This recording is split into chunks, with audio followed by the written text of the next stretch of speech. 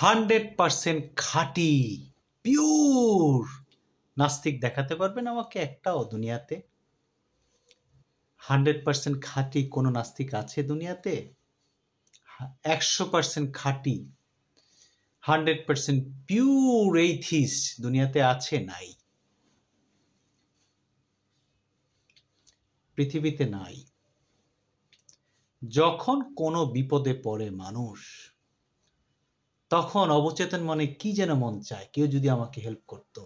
Suppose আপনি এমন একটা জায়গায় বিপদে পড়েছেন যেখানে কোনো মানুষ নেই, তখন অবচেতন মনে কাউকে না কাউকে ডাকা হয়।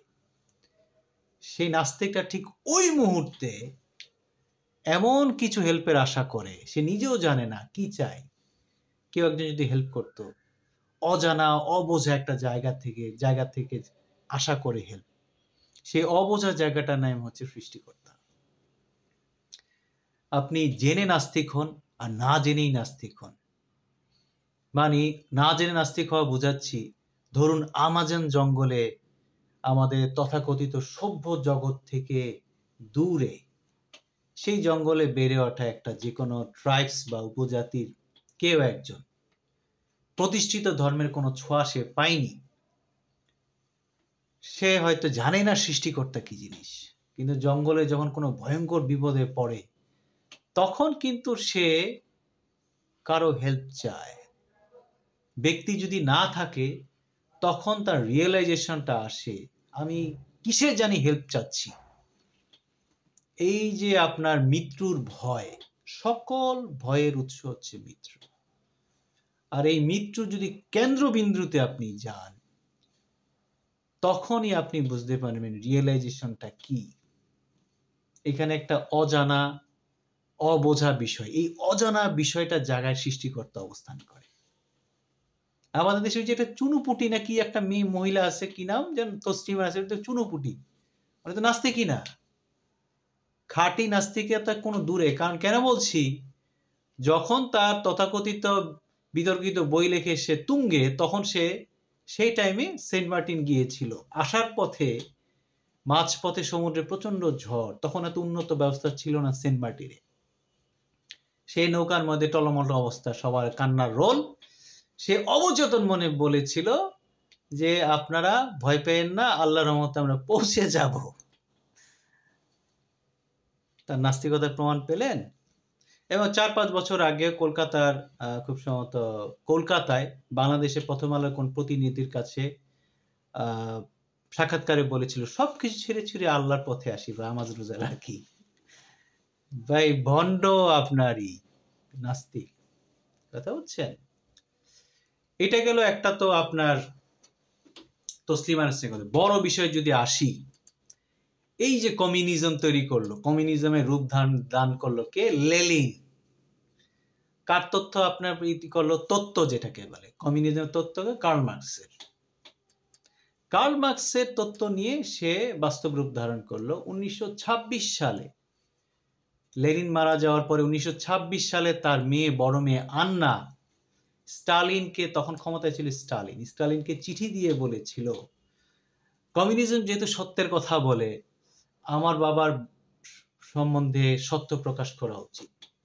সে কি বলেছিল জানেন? স্টালিনের ব্যাকগ্রাউন্ড হচ্ছে ইহুদি। সে কিন্তু লোকদের দেখাতো কি সে ধর্মহীন, বাট সে ইহুদি ধর্ম প্র্যাকটিস করতেন। লেনিনের কথা বলছি, স্টালিন না। এবং স্টালিনও তাই, স্টালিনের ব্যাকগ্রাউন্ডও ইহুদি, এবং তার যে 3 স্ত্রী ছিল, সেই 3 স্ত্রীও ছিল ইহুদি। এবং এই যে সোভিয়েত ইউনিয়নকে তৈরি করার সময় যে বলশেভিক বিপ্লবটা করলো 1917 সালে, সেই বলশেভিক বিপ্লবীদের সামনের সারিতে যারা যারা ছিল, মন্টেস্কু, চসেস্কু, আপনার লেনিন, স্টালিন, সব ইহুদি ব্যাকগ্রাউন্ড। কেন জানেন? এই যে ধর্মহীন শ্রেণীহীন সমাজ, এগুলা যে বলেছে তারা, এগুলা চোখে ধোয়া, আই ওয়াশ। তারা প্রতিশোধ নিয়েছিল জারের উপর, রাশিয়ান সম্রাটের উপরে। মূল বিষয় আপনার কার্ল মার্কসের তত্ত্ব ছিল না। কার্ল মার্কসের একটা ধোঁয়াশা, কার্ল মার্কসের কমিউনিজম ধোঁয়াশা ছিল। এরা কারণ Karl Marx tsar Nikolai lakh lakh ইহুদিকে রাশিয়া থেকে বের করে দিয়েছিল। 1890 থেকে 1910 এই 20 বছরে 26 লাখ ইহুদিকে বের করে দিয়েছিল। এই প্রথম সারির যারা ছিল নেতা, লেনিন, স্টালিন, সব ইহুদি ছিল। এরা বোকা বানানো হয়েছে। 76 বছর সোভিয়েত ইউনিয়ন মানুষকে বোকা বানিয়েছে। এরা নাস্তিকতাকে প্রাতিষ্ঠানিক রূপ দিয়েছে ঠিকই, কিন্তু দেখা যাচ্ছে মনে প্রাণে তারা ভিতরে ধর্ম পালন করত। কার্ল মার্কস কখনোই বলে নাই তার বইয়ের মধ্যে বা তত্ত্বের মধ্যে যে ধর্মকে আঘাত করো। সে নাস্তিকতাকে হয়তো বিভিন্ন যুক্তিখণ্ডে প্রকাশ করেছে ঠিকই, বাট ধর্মকে আঘাত করতে বলেনি। এই যে তথাকথিত এই ধরনের মতবাদের স্বেচ্ছাচারিতার কারণে সোভিয়েত ইউনিয়ন ধ্বংস হয়ে পড়ে। নাস্তিকতাকে তারা একটা প্রাতিষ্ঠানিক রূপ দিয়েছিল, কিন্তু আজকে শেষ। কেন জানেন? ধর্মের উপর কুঠারাঘাত করেন। পুঁজিবাদ খারাপ হলেও সমাজতন্ত্রের চেয়ে তথাকথিত এই ধাঁচে সমাজতন্ত্রের চেয়ে বেশি ভালো ছিল। কেন জানেন? পুঁজিবাদ ধর্মকে পালন না করলেও পুঁজিবাদ ধর্মকে আঘাত করে, যার কারণে পুঁজিবাদ এখনো টিকে আছে। আর সমাজতন্ত্রের এই যে ধরনের বাড়াবাড়ি নাস্তিকতা, মানে যাকে উল্লুক কাণ্ড তারা করেছিল। আসলে এই হচ্ছে বিষয়। আজকে নাস্তিকতার প্রাতিষ্ঠানিক আপনার বিলুপ্তি ঘটেছে বা পরাজয় হয়েছে, নাস্তিক ব্যক্তিদের পরাজয় হয়নি, এখনো আছে নাস্তিকরা। এই হচ্ছে বিষয় আর কি। আপনাকে সম্পৃক্ততা রাখতে হবে।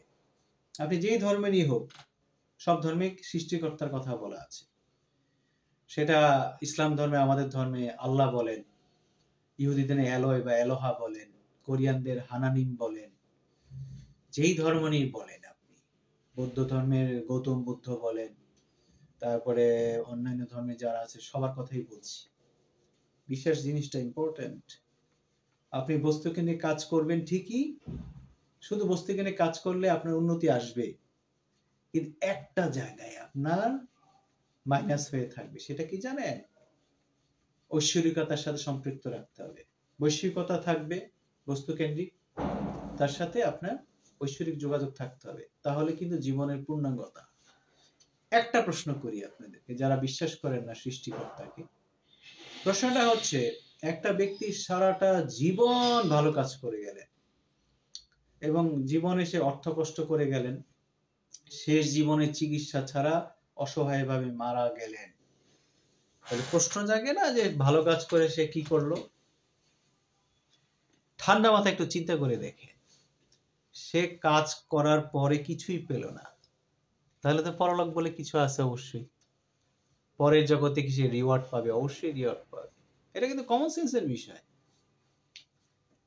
সারা জীবন সে কষ্ট করলেন। যারা বৈশ্বিকভাবে চিন্তা করেন, সৃষ্টিকর্তা বিশ্বাস করেন না, তাদেরকে বলছি, প্রশ্ন জাগে না?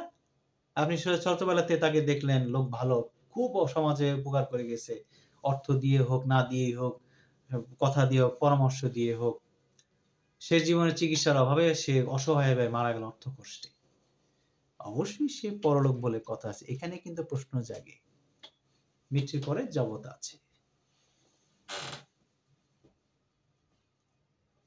ঠান্ডা মাথায় চিন্তা করা উচিত।